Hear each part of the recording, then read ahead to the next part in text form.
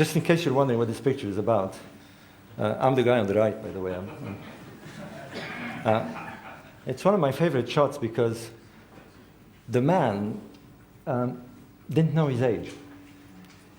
And so I asked him how old he was, and he had no idea.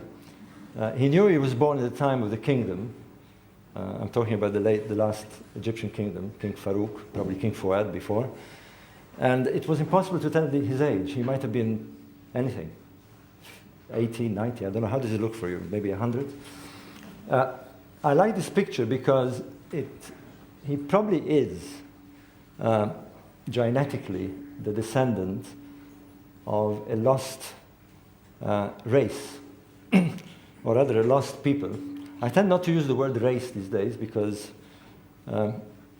as you may or may not know, but the latest anthropological and genetic research has confirmed us to be all from one source.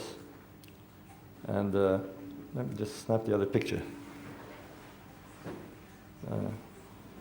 Paul Devereux showed the planet. I'm showing it again. Somewhere there, somewhere in East Africa, sometime around 200,000 years ago, a black African woman gave birth. We don't know if it's a boy or a girl. But whether a boy or a girl, she gave birth to the first modern man. Something happened that converted one type of primitive human being into modern man. And we all start there.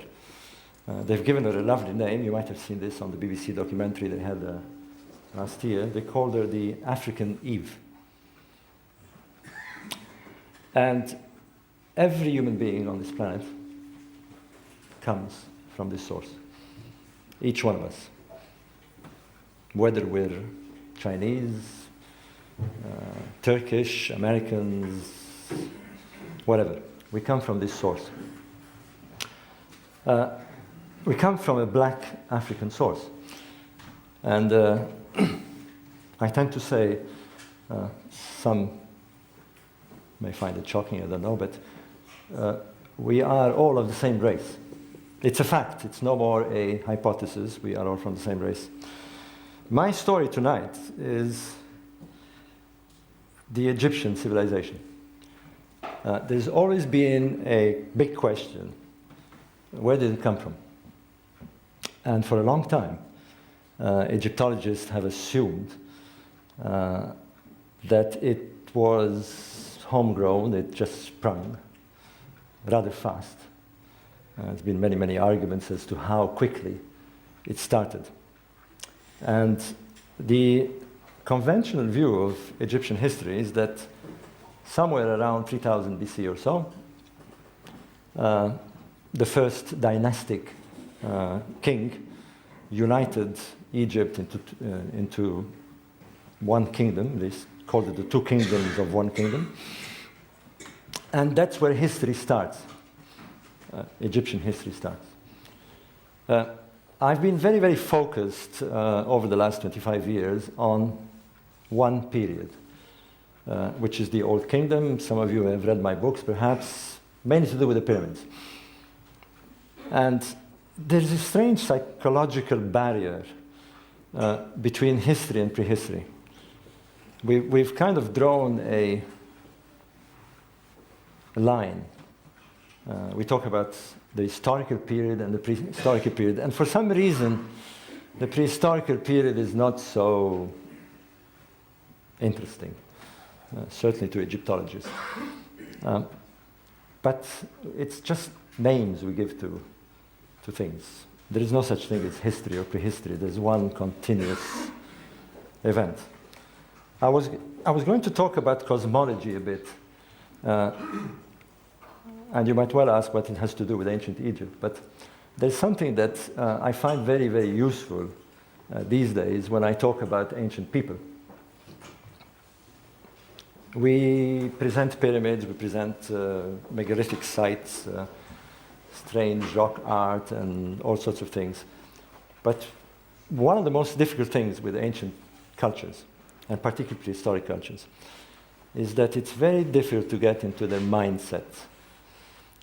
And that's why we not only misunderstand them sometimes, very often, but we just can't get it. We're not quite sure what they were trying to do. You know, why pyramids, and why align them, and why carry stones, massive stones, hundreds of kilometers. We just don't get it. And for a long, long time, I didn't get it either. Now, I'm not going to pretend I really get it, but there is something that I think they did, which we didn't do. And that's why I mentioned Francine, who talked about the crop circles. She, at one stage in her talk, she said that we're in a culture that looks outside. We're groomed, we're weaned, we're processed from early age to search and to learn outside ourselves. We were given books, we're given things to study, algebra, which I hated, by the way. And we bring it inside. Whereas it's almost certain that the ancients did not do this. They observed, but they somehow tried to understand inside. And recently, I've begun to use two words about learning. And one is knowledge. Accumulate knowledge, read about it, learn about it. And the other is, which is an ancient Greek word, it's gnosis. It's the difference between the two is one is the search outside, and the other is the search inside. It's this exploration of the human cosmos, as we're beginning to call it. And hence why it is necessary sometimes to talk about cosmology. So before I go into the desert, I'll take you on an adventure, pictorial adventure in the desert, into the deep desert. But before I do that, I'd like to sort of do a 10-minute thing about cosmology, which I find very useful when I give talks these days. And I generally ask somebody in the audience, which I'm going to pick up on Mr. Richard Fuzniak here, my webmaster, and I ask them who they are.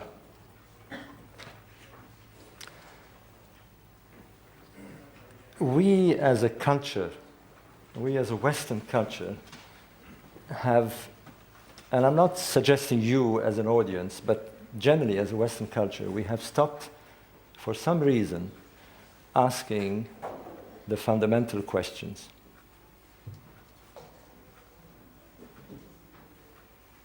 Who are we? No, really, who are we? What are we doing here? What are we supposed to do here? Where do we come from? And where do we go after death? These are the fundamental questions of existence. And they are the same for us. They have been the same for ancient man. And they have been the same since man became conscious. And we still don't have the answers.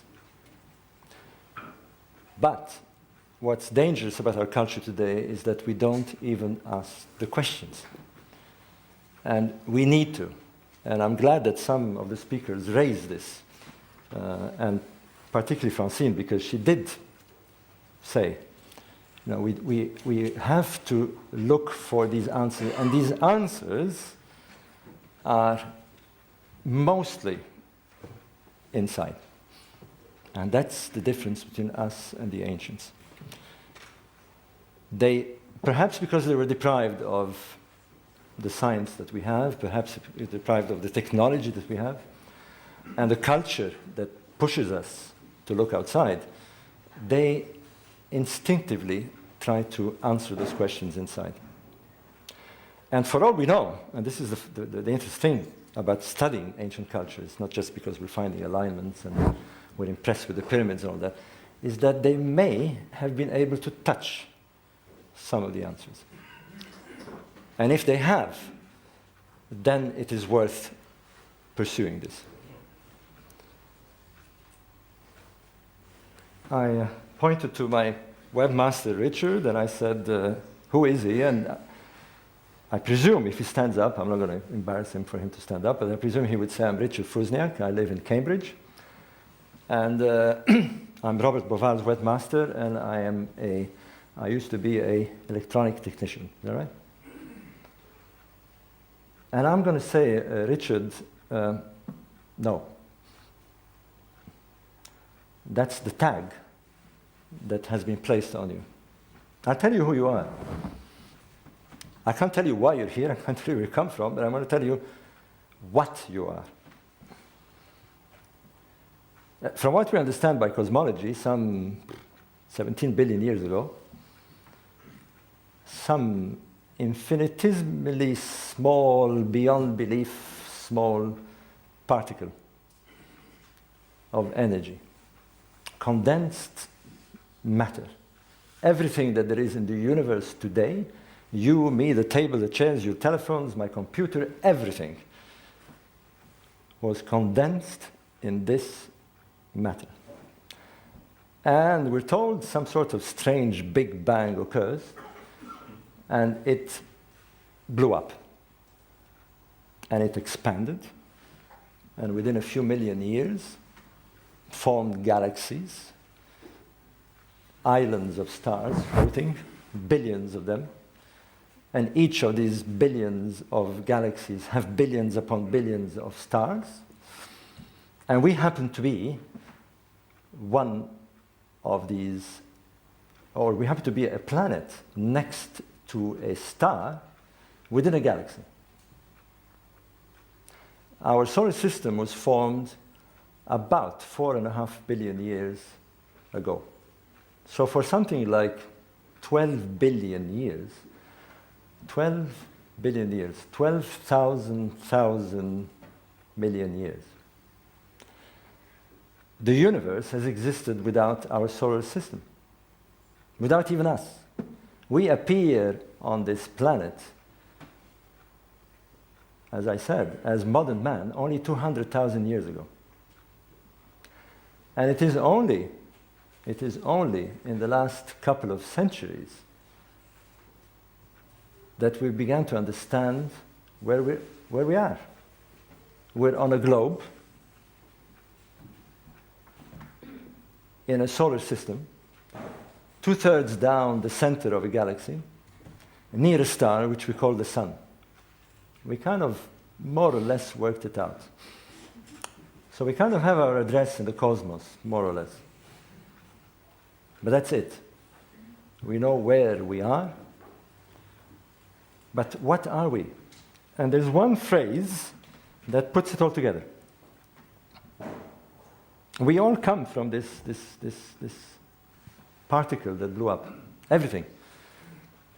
But the difference here, as far as we know, is we are sometime, we don't know when, perhaps 6 billion years ago, perhaps more, there's a star. There's a star that blew up. And particles of this star were captured by another star, our sun,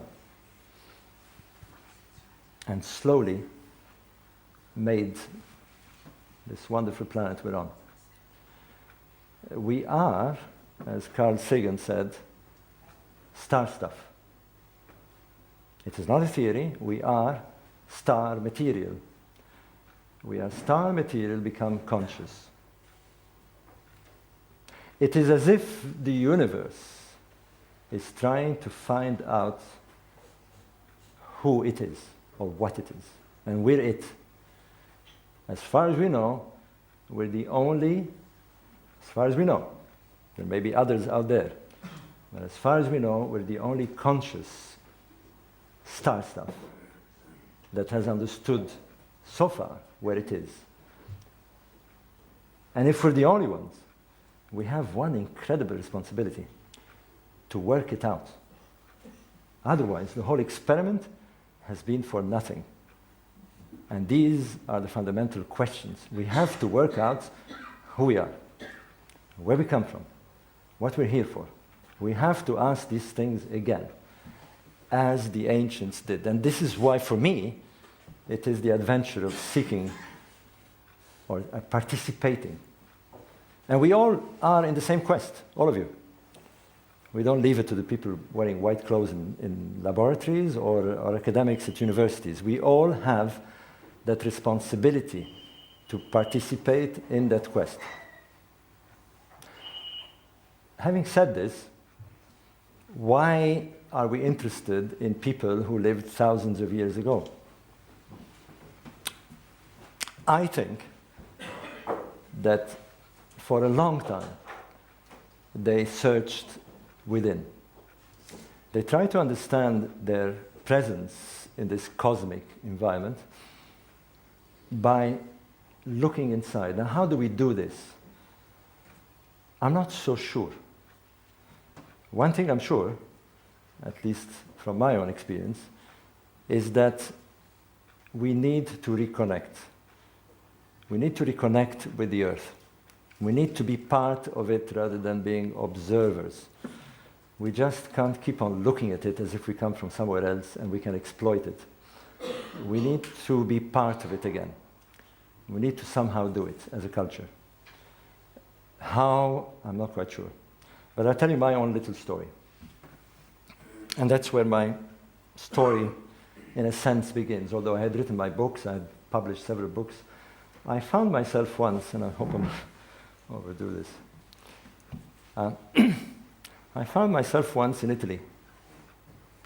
And for some reason I had gone there because I was commissioned to write an article about St. Francis of Assisi.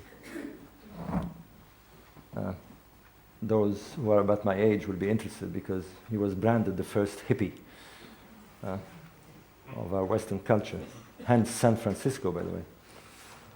And I was interested in his story. I wanted to find out, here was a man who apparently had connected again. He spoke to animals, he wandered around nature, he walked barefoot, and better still, he tried to convince the Roman Catholic Church to return to what he called the apostolic mission, to return back to being human beings. So I went to Assisi, where he was born and where he lived, and I was rather disappointed. I don't know if some of you have been there. It's a bit like going to Lourdes. They were selling postcards and statuettes and all this stuff, and I didn't get it. I didn't feel it at all.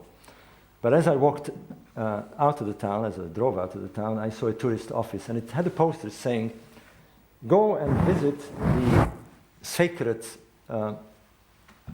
stream of Francis of Assisi in the Abruzzo." The Abruzzo is a region between Rome and the Adriatic. So there I go with my little car, drive to the Abruzzo, and I arrive there late at night, and I go into an hotel, and I booked there. It was one of those little mountain towns, all the women in black outside, and all the youth had gone apparently working in Rome, and nothing to do in the evening, so I went to sleep early. This little hotel was perched on a hill overlooking a lake. Very pretty, it was beautiful summertime. And I woke up at 4 o'clock, it was still dark, and I opened those wonderful Italian blinds that they have, big windows. And I looked outside, it was dark, but the light of my room shone outside, and out there was a cloud of little summer flies. Minute little things. There was literally millions. It was like a white cloud. And for some reason, I got fascinated because they were kind of moving all at once. Up and down and sideways, and they were moving outside my window. And the question entered my mind, how do they know all which direction they have to move? There's millions of them. Who is controlling this? Where is the boss fly that is telling them turn left, turn right? And with this question in mind, I sort of, being the kind of guy who asks these silly questions, I put on my clothes, went out of the hotel, and walked down towards the lake. And for the first time in my life, I call it now an epiphany, but for the first time in my life, I felt something rather odd. I kind of stopped because I was becoming aware of noises around me. And Paul Devereux pointed out very well, this kind of natural noises. I began to hear the toads croaking in the lake and the noise of little fish jumping. And there was a little flock of blackbirds flying, and they had picked me up, and they were making noise. And then I thought I'm going crazy, because suddenly I looked around and I thought, I don't know how to put it, but it seemed very real. I thought I heard the plants speak or talk or make a noise. There was no noise, but I thought I could hear something. And I thought, Robert, you're losing it here. I mean, something is not right. And I walked down with this kind of mood. I walked to the lake, and I entered the little wood. And there was a stream, and I thought maybe this is the stream of St. Francis. So anyway, I crossed this little stream, came out of the other side of the wood, and I got the fright of my life. Because about 10 yards from where I'm standing to in front of me was a wild boar, a big one. And they really look big when you see them in the wild, really big. And he looked at me, and I looked at him, and he was very upset. He started snorting, and he had these tusks, and he kind of put his front feet, and it looked like he was going to charge. He began to scrape the ground, and I thought, I'm finished. This is it, Robert. You know, I mean, forget about these flies and the questions and all this stuff. Forget about the pyramids. You got to get away from this boar. You know, that's it. And how crazy! I mean, my life is going to end up being killed by a boar. Who would have predicted that? And as I'm there, and I wasn't quite sure what to do. I thought I should run in the stream. Maybe he doesn't like water. What do I do? And instinctively, I looked at him, or her. I don't know if it was a female. And we both stared at each other. It was kind of eyeballing for a few seconds. And all of my being was trying to tell this boar, who was very upset, I don't want to hurt you. Don't, take it easy. And he just calmed down. He kind of slumped, and I swear to God, he blinked at me. And he went. And I thought, I've talked to him. And for just 2-3 minutes, I'm not quite sure how long it lasted, I felt connected. I don't know how to describe it. I felt like I was plugged in. I felt I was into it again. I felt in. I felt like, and I thought this is weird. I mean, I never felt like this. And I must say, I never felt again like this. I've been desperately trying to feel like this again. But at least I felt it once. And I know how it feels to feel connected. And I hope you already had the experience or will have it. It's a very strange feeling. You suddenly feel like you belong to it. This is it. I'm with it. I'm part of it. I'm the trees, I'm the boars, I'm the whole thing. I'm with it. And I think this is what ancient man managed to do. And when you do feel connected, you know, it's a very strange feeling. It's like the plants are my friends. I don't know, they seem to be with me. The animals, the birds, the thing. It's one of the strange epiphanies. And I think this is what it's about. We've disconnected ourselves. We've unplugged ourselves. And if all this has any meaning, it's about trying to plug again. It's about trying to find that connection. Okay, so having primed you like this, I'm going to take you on a journey. I'm going to take you on a trip. And I'm going to tell you exactly where we're going. We're going to sort of travel down. There we are. Sort of zoom down. And we are geographically in the land of Egypt. And I'll be talking mainly about this region here, which is part of the Greater Sahara. It is the eastern part of the Sahara. And it's very confusing because the Egyptians call it the Western Desert. The people of the Sahara call it the Eastern Sahara. And I decided to forget about all this. We're going to call it the Egyptian Sahara. So from now on, it's the Egyptian Sahara. And it's, let me put the borders. I like to see the earth without borders. I hate borders. I'm one of these cosmopolitans. Maybe I should have said that I was born in Egypt myself. I come from a very mixed up family. I've got I had a Maltese mother, a Belgian father, and God knows what ancestors. And I just don't understand borders. I just don't get it. It's very strange that we've drawn these lines and given ourselves titles, and I'm British, you're American, and I'm Turkish, and we're all part of it. Anyway, let me put the borders just for clarity.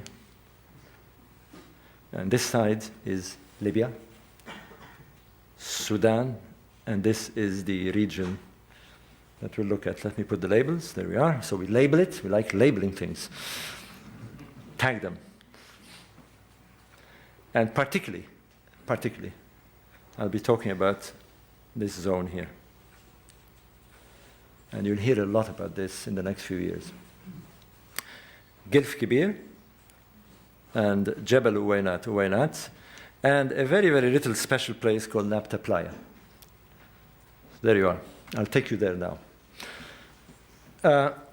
Just to throw a bit of romance here, some of you may have seen the film The English Patient. Right. Although it was supposed to take place here, they actually filmed in Tunisia. The reason is, as you will see from the pictures I will show you, it is so remote that even the camera crew thought it's far, far too crazy to go and film there. But this is where the famous cave of swimmers is that you saw in the film. You know where she dies in the film? Lady Clayton. She's actually based on a true character, and the English patient was Count El-Mashi, the Hungarian. We're not quite sure what he was. Apparently, he turned out to be a German spy. But so let me tell you about this. But before I take you how I went there, let me take you through the history, because it's so romantic. I mean, I love romance. I love going to this place because it's fantastic stories and people who explore them and wonderful characters that will make wonderful Hollywood films. One of them, which I'll be talking, this is incredible. There is a belt of oases. Let me just bring it back here. Siwa. There's a few I haven't marked. There's about 5 major oases. Siwa, Bahareya, Farafra, Dakhla, Kharga and Dakhla. Dakhla, I've marked it here because it is the very last oasis today that is linked by roadworks. Beyond there is what we call the open desert, or there's an even more dramatic term, the deep desert. It's like going out at sea. There is no roads, no nothing. And it may look sort of short on a map, but there's about 800 kilometers that separates these areas. And the trip that I will take you on takes 5 days by 4-wheel drive to get there. And it shows you how remote it is. But it's quite amazing for me to think that it is only in 1872, barely over a century, that we actually found some of these oases. There were people living there in these oases, and we didn't know they were there. And then they know the rest of the world. Anyway, the story begins in 1872. They discovered Dakhla. And then an English man, it's always English people, you'll see, there's quite a few of them there. Only mad dogs and Englishmen, right? Anyway, one of them, in 1917, somehow managed to travel. And although it looks small, he kind of moved about 80 kilometers into the deep desert. Now, it may not sound a lot to you, but certainly in 1917, they had very primitive means. They went with these strange little vehicles, Ford T pre-models. And he discovered something called Abu Balas Hill. It is a hill, and the word Abu Balas means pottery in Egyptian. And they named it so because he found pots, lots of pots, and nobody knew what they were doing there. Now, I must tell you, I should have told you already, that as far as Egyptologists were concerned, in fact, every scholar, until 2 years ago, they believed that it was impossible for ancient people to go beyond Dakhla. The reason being is that to travel into the deep desert, apart from it being very dangerous, is that it's physically impossible to carry the water. There's no water there, it's totally waterless. To carry the water in those vast distances. You just can't have enough burden animals, and they only had a donkey in those days. There's an optimum number, it's just impossible. It can't be done. And therefore the conviction was that the pharaohs never went beyond Dakhla. We have evidence of them being there. There are temples and so forth, but beyond there, zero. In fact, no human beings, nothing. But he went to Abu Balas and he found this strange pottery. And here he is. Harding King, he was called. They looked terrific in those days. Anyway, he found these pots. We'll get back to the spots because you see that it's one of those funny things. Small things like this can change the whole perception of what we have about ourselves in the past. Here's the hill, the edge of the hill, and you can see the pots. These are actually pictures taken in 1917. Lots of them. And that was it. And then comes this amazing character. Now, when we conjure desert travelers and explorers, Lawrence of Arabia, Rudolph Valentino, Omar Sharif, we don't think about this guy.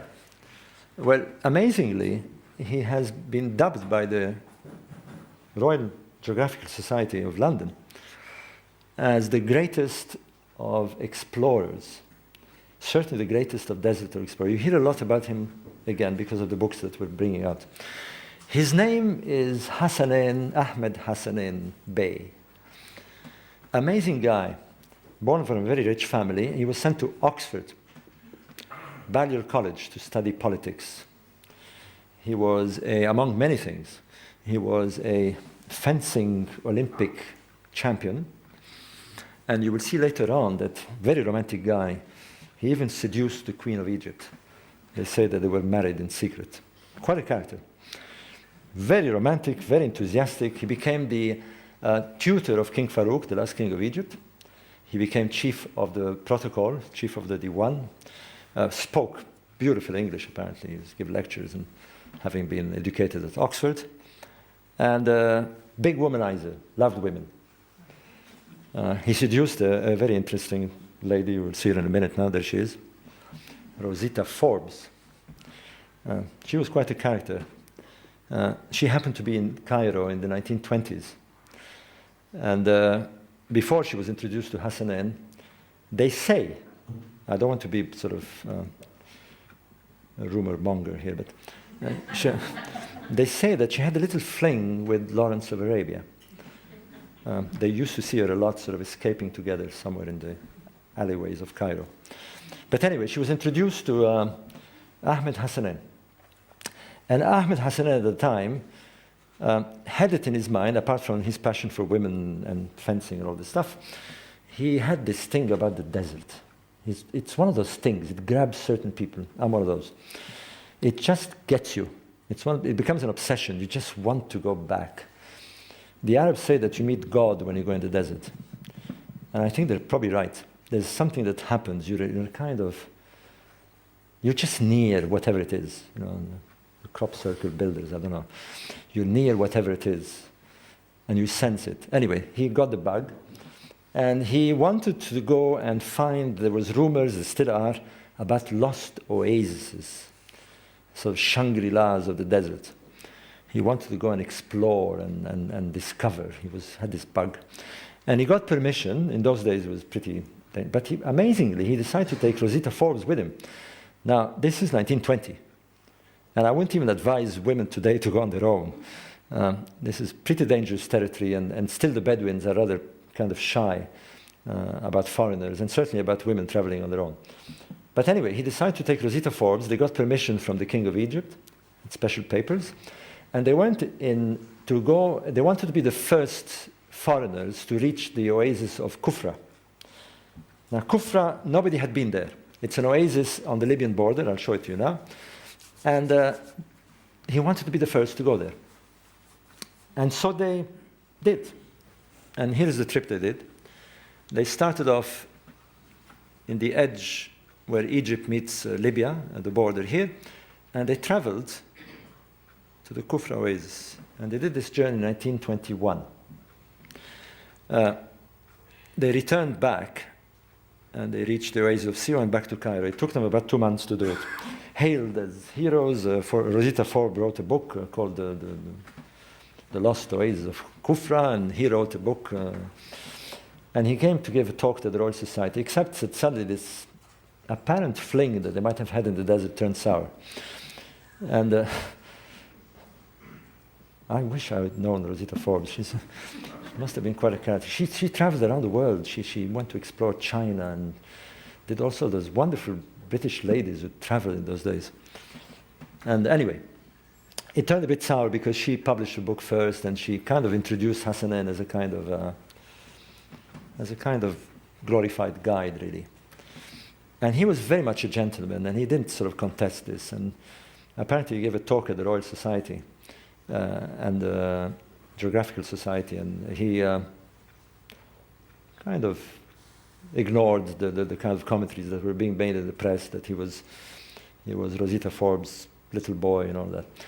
But he decided that he was going to do something else. He was going to do the most daring of explorations ever attempted. He was going to start all over again, from here, and he was going to go in search of the real lost oasis, unnamed. There was rumors at Kufra that there was some sort of lost oases with wonderful things there. Nobody had been there, and he wanted to go there. And so again, a year and a half later, he went, set up his base at Solum. That's, there he is. Wonderful. Sexy, huh?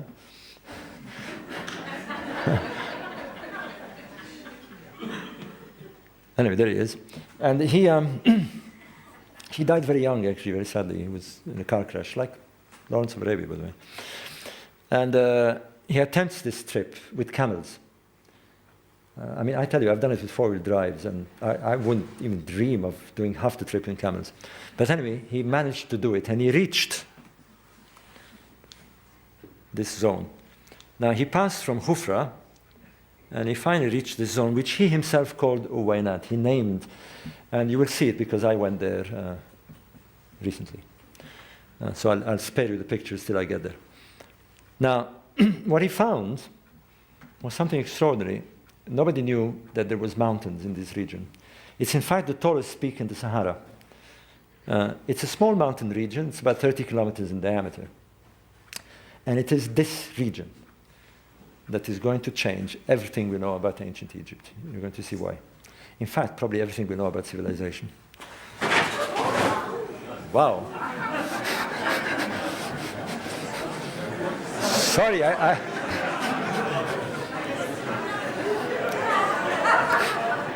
it's the Pharaoh's curse.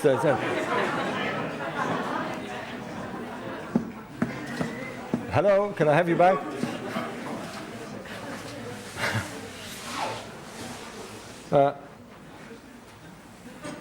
Where was I? So anyway, yes. So he discovered this region, which he called Uwaynat. In Arabic, Uwaynat means little eyes. And the Arabs use the word eyes to define wells, or more precisely, ponds, natural ponds, because they believed that it was kind of like the eye of the earth. And these ponds, of course, in the desert are extremely valuable. He found the only source of water in this whole region. If you're going to travel there, you want to make sure that you get there, because if you don't make it there, you're going to have water to return. But anyway, he discovered Uwaynat. And there it is. It's from Google Earth. That's the region. And that's his path. Now, quite extraordinarily, because he passed on the Libyan border, he missed an even bigger region, which is the size of Switzerland. If you can imagine Switzerland without trees, it is amazing. There's mountains, but no vegetation, nothing, zero. Anyway, when he was at Uwaynat, he actually reached this point. And there, here is a wonderful romantic story. It was considered uninhabited. There no possibility of human beings living there. And even the Bedouins who traveled in the deserts were quite amazed that this place was not known, and they didn't expect to find anybody there. And as Hassanein is sleeping on his first night at Wainat, there is a young girl, apparently, maybe that was her, I don't know. It's a picture taken by Hassanein himself, who wakes him up with a bowl of milk. He was totally startled. They didn't expect to find human beings there. And she spoke a strange language. It turned out to be, eventually they found out that it was a language called Tebu, from the Tebu people, the ancient Bedouins. And she somehow, there was one of the Bedouins who kind of understood a bit of Tebu, one of the guides, and she said, I want to take you to my king. King. And indeed, they took him. There they are, these people. Now I'm showing it to you because they've disappeared. Amazingly, people went there a few years later and they were no more there. And we have no idea where they've gone, who they were, and where they had come from. But he managed to take these pictures. I think I know where they come from, and we'll end up our talk with that. But they are probably the last inhabitants of this area which spawned the pharaonic civilization, as you're going to see. There's the king. It's called King Heni. And there was about 150 of them. Anyway, he took pictures of them, and King Heni said, he asked, well, where do you come from? And he said, we always lived here, but there were people living before us. And he said, how do you know? He says, well, we have their pictures drawn on the rocks. And Hassanein said, show me. And he went to show them pictures. And this is actually taken in 1920. And what he was amazed was that he saw in the supposedly totally arid area, and I have modern pictures, so we'll look at them more carefully, creatures that were not supposed to be there. Giraffes, elephants, lions, rhinoceros. When? And took a few pictures, and he reported this to the Royal Astronomical. This was the first time that we found out, and that's 1923, not only of this area, but that we knew that there were people living in those zones. Before that, like I said, all Egyptologists were convinced that not only nobody lived there, but the pharaohs didn't go there. Anyway, upon his returns, I'm showing you this picture because he seduced the queen of Egypt. Nice-looking lady. She died in the United States, by the way, in case you're interested. And she's converted to Christianity for some reason. I don't know why. She was actually half French, but that's another story. And that's another man. He is Prince Kamal Nureddin. He was next to the throne after King Fuad. He rejected the throne because he wanted to be a desert explorer like Hassanein. But he had money. And so, there's this wonderful picture. I mean, it's quite amazing. He had the Citroën company build him this very first four-wheel drive. It's the very first ever four-wheel drive ever built. They look terrific, huh? And he said, I'm going to go to Uwainat. I'm going to go there, and I'm going to see what Hassanein says, and I'm going to take cameras, and I'm going to photograph, and I'm going to find these ancient people on this. And so he did. They shot off in the desert. And that's his trip, except that instead of going on the Libyan side, he went to Dakhla, and from there on cut into the deep desert. And that is why he found this area, whereas Hassanein had bypassed it. He found this. Switzerland, Shangri-La in the Sahara. He called it Gilf Kibir. Gilf Kibir is 300 kilometers long. It's 80 kilometers thick. It's literally the size of Switzerland. Even today, hardly explored. I'm saying this because I now take people there in case you want to join one of my trips. We'll announce something at the end. And there it is, 1926. Amazing, we didn't know it was there. He pushed to Wainat and then he returned to Cairo. He was hailed again as a hero, all this stuff. And who was a friend of his? Oh, there he is in his older age. Oh, there's another guy. And that's, I tell you, it's amazing romantic. I hope I'm not boring you with this, but Major Ralph Bagnold. Who knows about Ralph Bagnold? Actually, he had a very famous sister. She was an author. I always forget her name. She wrote National Velvet.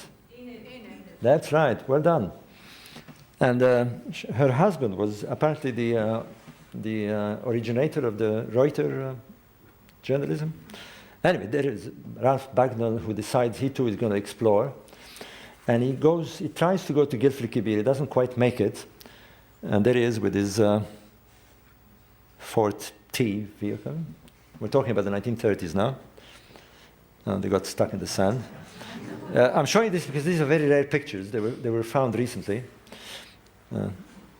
I don't know how they took these cars there. I tell you, even with modern four-wheel drives, it's quite a journey. And he found the first evidence of these famous circles that I'll be showing you. It's actually known as the Bagnold Circle. It was found in 1930. Nobody to this day has studied the circle. We've started studying it. I'm saying we because I'm writing a book I've just finished a book with an astrophysicist called Tom Brophy. And the book will be published at the end of this year. It is no doubt an astronomical circle. By the way, it's 8,000 years old. It's still there. It's really spooky when you go there. And then comes the most romantic figure of all, who happened to be a friend of Prince Kamal, Count El-Mashi, the English patient. And he decides, there he is. He's not so handsome as Ralph Fiennes, is he?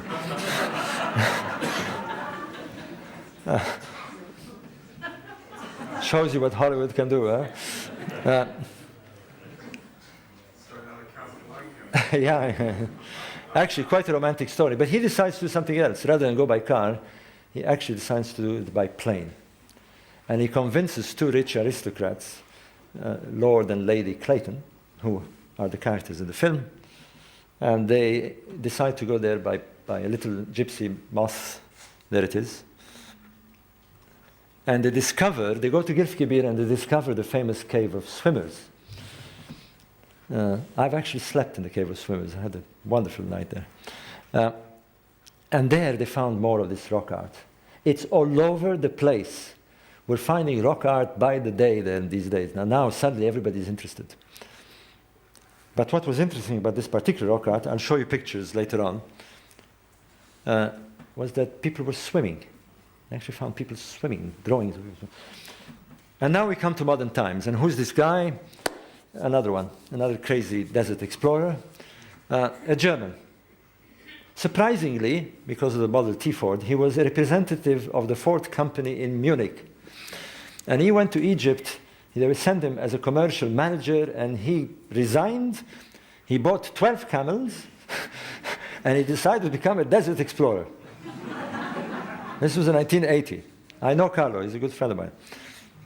And Carlo just wandered the desert. He based himself in Dakhla Oasis, and he wandered the desert. And he offered his services here and there, and took tours around, and he worked for the German Archaeological Exploration Society, and so forth. And he's the man.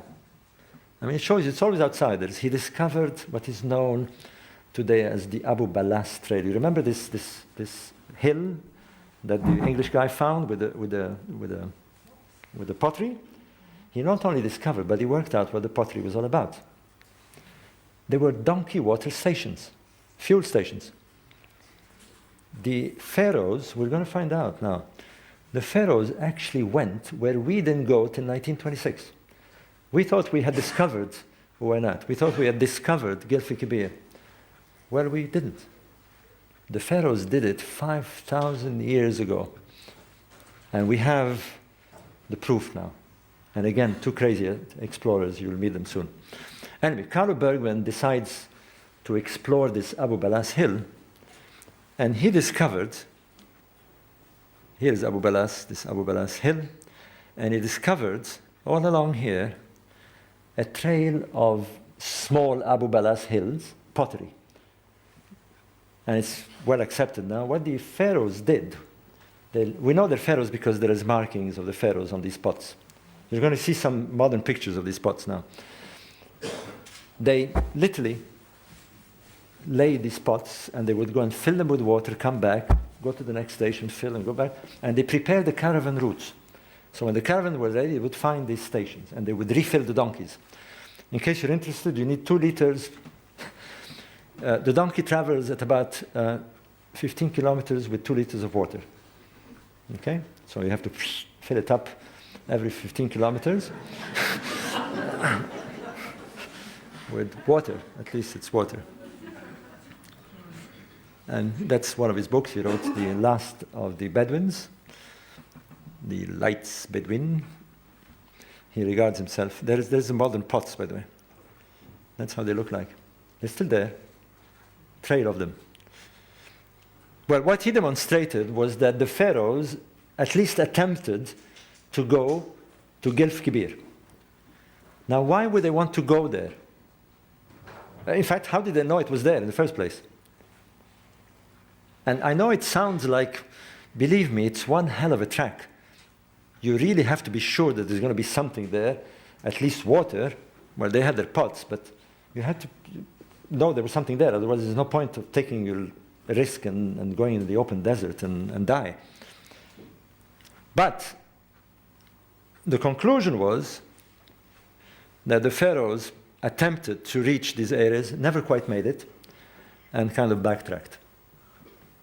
No evidence at all of pharaonic presence beyond there. And that was the end of the story until there's some more pictures. They're all over the place, by the way. It's quite amazing. They're about, these are particularly dates to about the 6th dynasty, which places it about 2200 BC. In them, they still found food. Bits of grains and stuff. They actually had stations with food and water. There's from the hill looking down. And there's Carlo at hospital, he overdid it. He went trekking in the middle of winter, and I was telling people, you don't want to do that. You catch these terrible flus and colds, cold of the chest. And there's another guy here. There's Mahmoud Marai, another one of these crazy explorers. And here it is. I'm looking more carefully. Look at the area here. And Mahmoud Marai was contacted by a fellow called Mark Borda. Now, it's very strange. I'm going to run out of time here. Can I keep going? Yeah.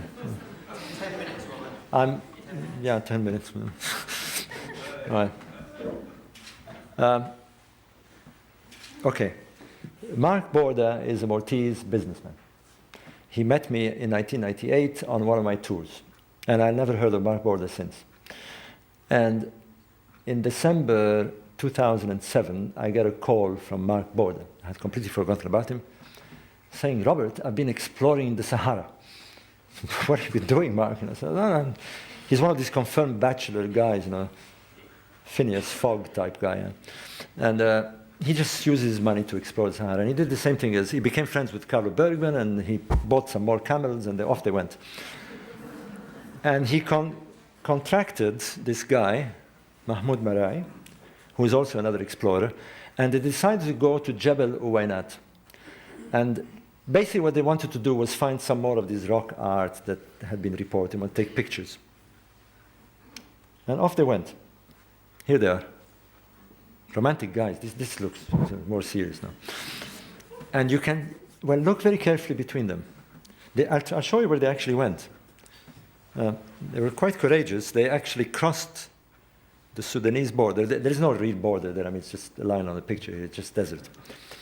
And they crossed here, and they went on the south side of Jebel Wenat, and somewhere here, and the picture is taken there. Sorry, here it is. This picture, this moment, will change everything we know about ancient Egypt, because they found, for the first time, look very carefully, hieroglyphic writing. The pharaohs went there. It's actually a cartouche of King Mentuhotep II. And here it is. I have to go back to another story. God, 10 minutes, I'm not going to do it. Because the pharaohs told us that they went there and the Egyptologists wouldn't believe them, except they had different names. In the 5th and 6th dynasty, there is a man called Harkuf. Harkuf lived in Aswan. He was the governor of Aswan in Upper Egypt. And for some reason, the pharaoh, Pepi II, who was a boy pharaoh actually, like Tutankhamun, gave him orders to go and explore the kingdom of Yam. And so he did. He did 4 expeditions. He even tells us that he took the Oasis Road. And yet the Egyptologists were utterly convinced that the kingdom of Yam was somewhere between the 1st and 2nd cataract on the Nile in the Sudan. And they have it marked on the Egyptological maps and all that. Well, this inscription not only tells us that the pharaohs went there, but that the pharaoh is meeting an envoy from Yam. How did they do it? How did they know this?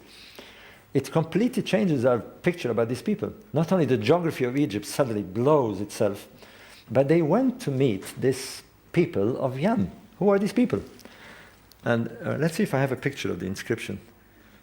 I don't know if you can see it from there. Let me get closer. That's Mark Border, by the way. Okay. Anyway, on the way back, I think I have a picture later on. On the way back, now what these guys do, which Egyptologists do not do, they actually go on foot. They actually go on foot or ride camels. You have to do that, otherwise you're not going to make discoveries. This inscription has been there for 4,500 years. Nobody had seen it.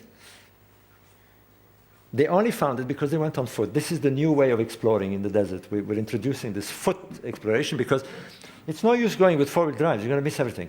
And as they went on foot, and I'm talking about like 60 days later, they look a bit haggard there, they decided they explored the edge of Jebel Wenat on the north side, and they stumbled in a cave. There it is. And it's the most extraordinary cave. I've been there recently. I'm the second person visiting this cave. The drawings are something else. The artistic quality of these prehistoric people. And we can't date them. We can't date them. There's apparently a very strange technique. It's beehives. Because there was so little humidity in the area, when they did those drawings, when the paint was wet, apparently bees would go and sort of attach and build a hive. And some of the hives are still there, and you can carbon date the hives. Interesting. There it is. Let me get closer. We now know how they look like. The people of Yam. Who were they? Look very carefully. They actually wear hats or plumes. There's a lady here sitting and doing something. She wears this fantastic whatever it is. They have jewelry. And you can't see it too clearly here, but they dress like the ancient Egyptians. See the pyramid-shaped kilt? There is too much to look into. There's hundreds of pictures, but I'm not going to show you all this. I only have 5 minutes left. Look at the quality of the drawing there. And it's quite amazing when you enter a cave that has been untouched for 8,000 years. This is 8,000 years. It looked like it was done yesterday. When we sent the pictures to magazine, they thought it was a fake.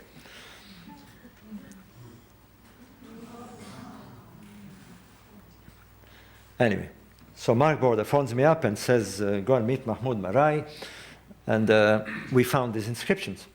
And I knew immediately what it meant. The pharaohs went there. But then I knew the story of Harkuf. Harkuf says not only that he went there, he went to meet the ancestors. He went to meet what they call the Ahu people. The Egyptian word for akhu means spiritual people, but they refer to them as ancestors. They knew their ancestors. So I had to go there. I just had to do it. And I asked Marai to organize an expedition for me. And I'll take you through the pictures very quickly because some of you may be interested to join me on my next one. It's tough stuff. So it's not for those who don't like sleeping outdoors, and particularly those who like to stay clean. You can't wash for 12 days. I'm looking at the ladies in particular. You can just about rinse your face, but because we have to take the water, and it's huge amounts of water that we can only. There we are. We did the strip, so we reorganized the strip to reach Wainat, and we drove to Dakhla. It takes an overnight trip to reach Dakhla. You sleep at Bahariya. We prepared our gear there, and off we went to look for this kingdom of Yam. There's the expedition. There's Tom Brophy, by the way, my co-author. And we took two ladies, by the way. One of them is my wife, Michelle. Michelle is very French, and she took a long time to persuade her to come. They thought it was going to be... Actually, it's not that bad. It's not that bad. I tell you one thing. It's very strange how very quickly you get into... I don't like to use the word primitive, but you get back into nature. It's very, very quick. You know, within 2 days, suddenly everybody knew what they were doing. And I'd see them wandering in the morning with a little toilet paper and go behind the dune and come back. And it's very strange what they did. And suddenly everybody knows what they're supposed to do automatically. And we go and pick wood if we find, prepare the fire. And there's Mahmoud. We're now, well, I'm skipping a lot because we're moving into deep desert. We're on our way to Gilf Kibir. Tom Brophy here. We're stopping at the various... Now, by the way, here is the very interesting thing. I omitted saying this. But Carlo Bergman, you know, the German guy with his camels, found something else. He found something that is known today as the Jedefra Water Mountain, another one of these stations. But Jedefra, you'll see his cartouche there, I hope. Oops, we don't, but it's on the wall there. Jedefra was the son of King Cheops. And there is cartouches of King Cheops on this desert region. The pyramid builders went there. And we had no idea of this. That's me. And there we're at Bagnall Circle. Remember that Bagnall Circle? Tom Brophy and I are now actually measuring it and we reached Gilf. We pretty exhausted by that time. You know? That's 6 days without washing, in case you're interested. We sort of kept away from each other, you know. We're now camping in the Gilf. There's the cave of swimmers that you saw with Al-Mashi, Count Al-Mashi. There's the swimmers. Do you see them here? They're diving and having a good time. And it's very difficult to describe, but I'll try it. It's like visiting another planet. You get this very strange feeling after 5 days of trekking in the totally uninhabited regions. No signs of civilization, nothing. And you reach this place, and it's like being in a different planet. But what is interesting is that you're kind of meeting, at least in this form, people who are there. And there is a sense, again, it's hard to describe, there's a sense of timelessness. It doesn't matter what century you're in. You feel like part of that process. You're one of them. You have to go there to sense this. It's, again, one of these strange connections. There's these rock arts. There's the only thing that indicates you're entering the Sudan. We had to enter illegally, by the way. But so what? We're now at Wainat. Very eerie, very eerie. I can tell you, it's kind of very strange. You feel like every corner you take, you might bump into some strange person. You know, I don't know. It's one of those feelings.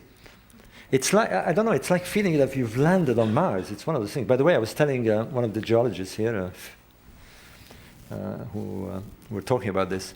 They're actually, NASA studied this region because it actually resembles Mars. Anyway, See those two peaks there? We give them names because these places have names. We started calling them the two peaks and Borda's Rock and stuff like that. And there is Mahmoud showing me the inscriptions. And there it is, with Brophy and I. Now, okay, the pharaohs went there were people there were ancestors, but did they really kick off the pharaonic civilization? I mean, how can these seemingly primitive people cause the pharaonic civilization? And I'm going to go very quickly because I'm not going to be scolded here for my time, but here we are, the region. Pharaohs went there, but here is another region, and you will certainly hear a lot about this, Nabta Playa. Nabta Playa was discovered in 1974. For some reason, it took till 1998 to realize that it was an astronomical site. They call it the Stonehenge of the desert. There are megaliths there, but they're not as big as Stonehenge. But it's one of those things. It's not so much their size, it's what they mean. Because what they found, they started finding this in 1998, is that they have astronomical alignments. There is one of the stone circles. Very strange stuff. Very strange stuff. No signs of human beings, except what they left us. A bit like Stonehenge, just the rocks. But here they are doing strange stuff. We found tumuli. We thought they were going to be tombs. Excavated them. They buried 2-ton rocks. Why they would do that? And they would bury the rock 3 meters down, cover it with the tumuli, and when we removed the rocks and went under, we found a natural outcrop that was hand carved.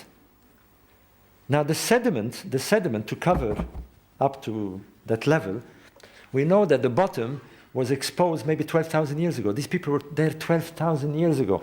And their presence there was till about 3,500 BC. They stayed for thousands of years. And what they did, which we never would have suspected, they not only observed the stars, the main reason is that they moved big distances and they had to learn how to navigate, but they tracked them over time. It's the first evidence that we finally have that ancient people, thousands of years before the pharaohs, tracked what we call the precession of the equinox. Hard proof. I don't have time to go into all that, but here's one of these strange rocks that, by the way, this is a fellow called Fred Wendorf, one of the discoverers from the from the University of Texas, the Methodist University of Texas. It actually looks like, strangely like a cow if you look at it. It's fashioned by human hands, there's no doubt about it. It had a natural split. Unfortunately, it split into two. There's the large megaliths all over the place. These guys dragged tons, and we really have no idea why they were doing it. It's riddled with these stones all over the place. Comes in the astronomer Kim Melville, and he's the one who discovered all the alignments. The stone circle that you've seen has solstitial alignments to the summer solstice. There's a line of sight, and one to the meridian. There's no doubt. It's an astronomical circle. 29 stones, of course, the lunar month. By the way, the Bagnall Circle, we now know that they're both tied, and they're 700 kilometers apart. The Bagnall Circle has 29 stones and has astronomical alignments. Come in Tom Brophy. What Kim Melville discovered, not at the circle, they found that there were lines of stones, about half a kilometer long, some of them pointing eastwards, and some of them pointing northwards. Now there is 3 constellations, and only 3 constellations, and we know for sure that the ancient Egyptians, the pyramid builders, used and observed for their rituals, for their sightings, for all the things that they did for their religion. In the north, the Big Dipper. In the east, Orion and Sirius. And what they found there is exactly those 3 constellations being tracked over thousands of years. They were not only observing the same constellations, they were tracking them.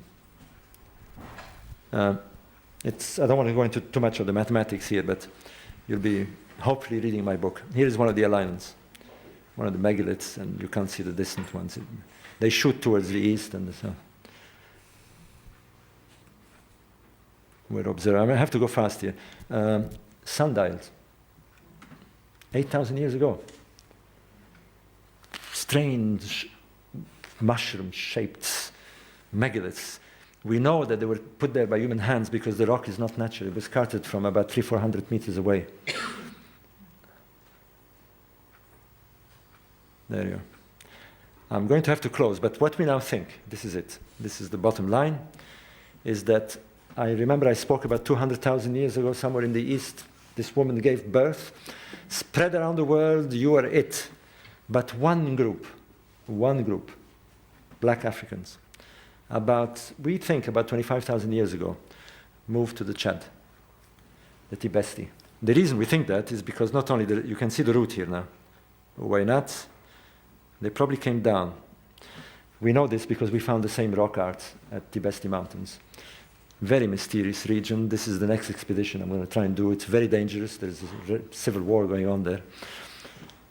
But here is what we think now, that about 15,000 years ago, they came here, they stayed here for a long time, eventually came down here, and by that time, they had acquired all the rudiments of civilization.